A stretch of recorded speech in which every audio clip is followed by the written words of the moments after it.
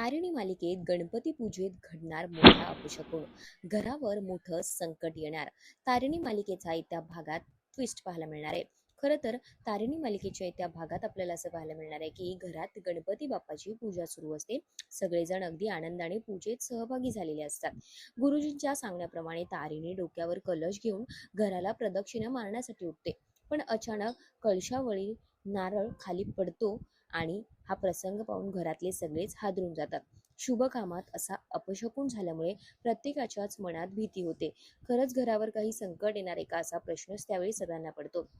यावेळी गुरुजी सांगतात की घरावर मोठं संकट येण्याची शक्यता आहे.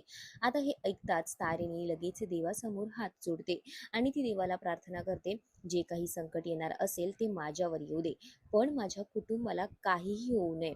तारिणीचं हे बोलणं तिचं कुटुंबावरचं प्रेम आणि त्याग पुन्हा एकदा दाखवून देते. स्वतःच्या जीवाची पर्वा न करता ती तिच्या कुटुंबातील माणसांचा विचार करते.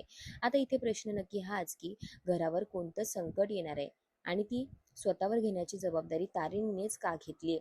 त्यानंतर तारिणीला प्रत्येक वेळी संकटात केदार साथ देतोच. तारिणी खचलेली असताना तो तिच्याजवळ जातो आणि म्हणतो की त्या संकटांचा सामना करायला मी नेहमी तुझ्या सोबत आहे. आता केदारचे हे शब्द ऐकल्यानंतर तारिणीला मोठा आधार मिळतो. पण आता खरी परीक्षा पुढे.